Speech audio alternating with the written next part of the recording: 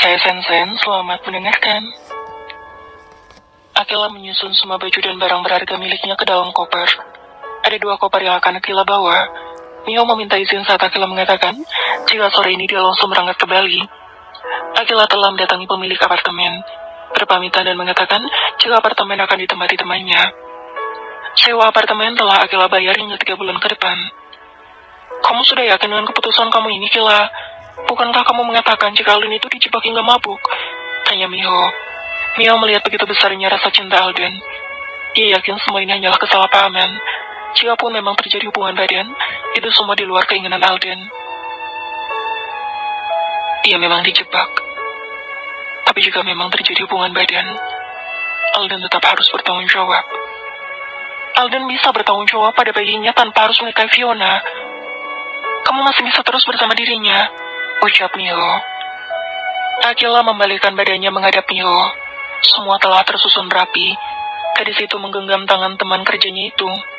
Walau mereka hanya 1 bulan bersama, tapi Akila merasa begitu dekatnya dengan Mio. Akan tampak begitu egoisnya jika aku tetap bersama Alden. Sementara ada yang lebih berhak dan membutuhkan. Mungkin orang akan berpikir aku ini bodoh. Tapi aku tidak mungkin mengorbankan bayi Alden dan Fiona hanya untuk kebahagiaan diriku sendiri. Aku tidak tahu harus ngomong apa lagi, Kila. Semoga ini keputusan yang tepat untukmu. Setelah merapikan semua barang bawaannya, Akila langsung menuju bandara. Sambil menunggu pesawatnya berangkat, Akila duduk di kafe. Pandangannya tampak kosong. Air mata tampak tumpah membasahi pipi gadis itu. Tuhan, terima kasih. Karena sudah pernah menitipkan rasa yang begitu luar biasa pada saya untuk seseorang. Setidaknya saya pernah menemukan sosok yang membuat saya mencintainya dengan rasa yang begitu dalam. Dia, laki-laki yang mengajarkan saya titik tertinggi mencintai, yaitu dengan mengikhlaskan. Dia membuat saya jatuh cinta sejatuh-jatuhnya. Dia laki-laki yang saya cintai dengan tiba-tiba dan mengikhlaskan secara terpaksa. Ketika saya berusaha untuk terbiasa tanpanya, rasanya saya hampir gila karena melawan rindu. Saya pernah sabar karena menahan diri untuk tidak mencarinya. Bahkan saya menangis terisak saat mengingatnya. Lantas, jika takdir saat ini kami tidak bisa lagi bersatu, tolong bantu saya dengan rasa ikhlas. Sebab melepaskannya adalah keterpaksaan yang benar-benar nyaris membuat saya membenci takdir saya sendiri.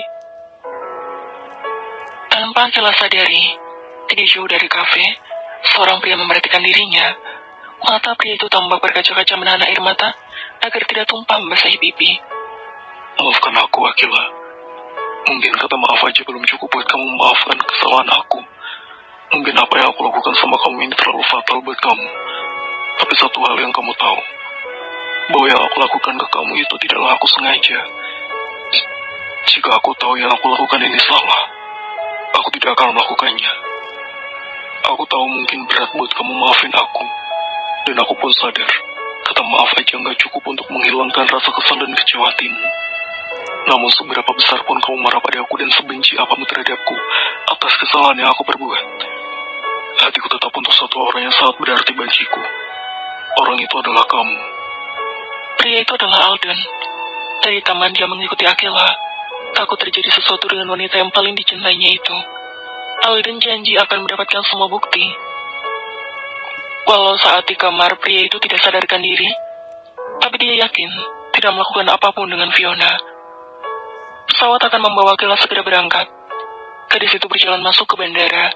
Sebelum masuk, Akila memandangi setiap sudut bandara. Selamat tinggal, Seoul.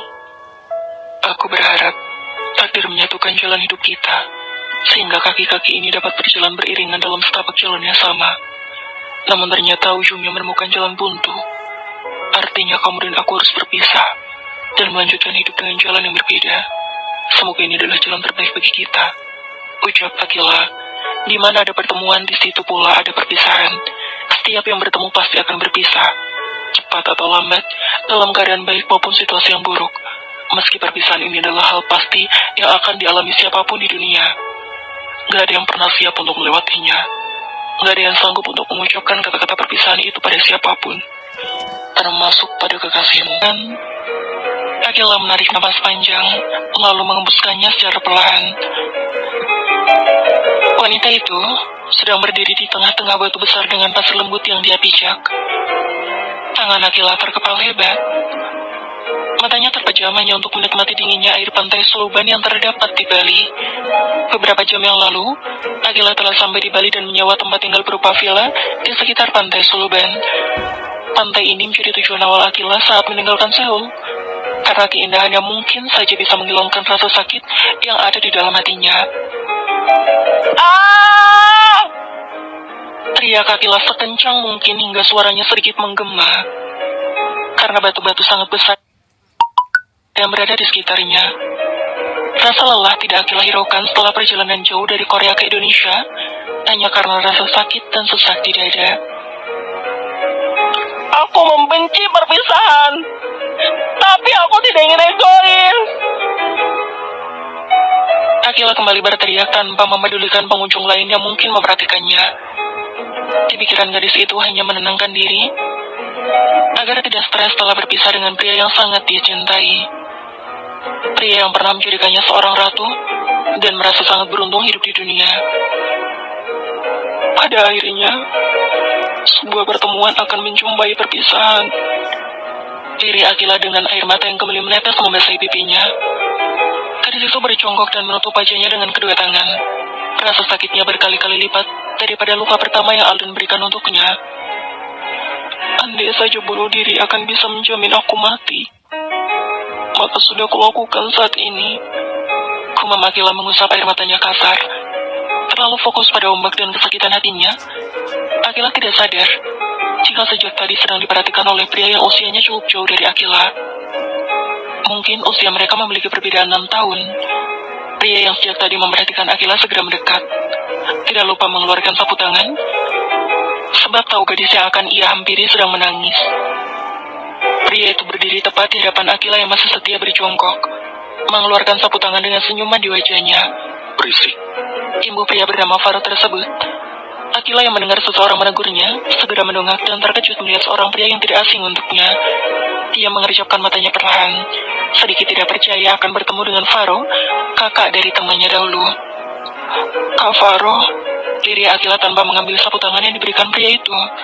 Akila berdiri dan melangkah mundur, sebab jarak mereka terlalu dekat. Ambillah dan hapus air matamu itu. Kau terlihat jelek dengan air mata. Ucap Faro tanpa ingin menyauti pertanyaan Akila. Pria itu masih mengulurkan tangannya menunggu Akila mengambil sapu tangan. Biaya rumah sakit sangat mahal. Apa kau akan membayarnya jika tangan aku patah karena ini? Vero melirik tangannya. Akila dengan sigap mengambil sapu tangan tersebut dan langsung menghapus air matanya yang mulai mengering. Terima kasih Kak Faro. Diri Akila menggenggam sapu tangan itu. Aku akan mengembalikannya setelah dicuci. Tentu saja kau harus mengembalikan sapu tangan itu. Tapi pertanyaannya, apa kita akan bertemu lagi setelah pertemuan ini berakhir? Tanya Faro. Pria itu memasukkan salah satu tangannya pada celana panjang berbahan kain yang dia gunakan. Akila terdiam sambil sesekali melirik Faro yang tampak berbeda tadi beberapa tahun yang lalu. Pria di hadapannya terlihat lebih tampan dan berkarisma. Belum lagi jas warna hitam mengkilap di tubuh pria itu membuat dia sangat tampan. Akila Halisi. Iya, tentu saja kita akan bertemu lagi. Kecuali Kak Faro akan pulang ke ibu kota hari ini, sahut Akila sedikit gugup. Meski sudah kenal cukup lama, rasanya masih canggung, karena sudah lama tidak bertemu.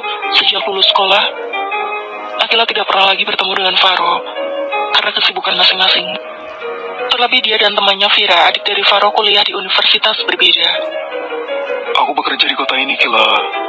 Kita bisa bertemu kapan saja kalau kau butuh. Ya, apa kau sedang liburan? Akila mengangguk ragu. Liburan sekalian tinggal untuk beberapa waktu yang tidak bisa ditentukan. Jawab Akila. Gadis itu tersenyum ramah dan berjalan meninggalkan Faro seorang diri. Matahari hampir terbenam, di mana saat-saat terindah untuk menikmati senja. Bersambung.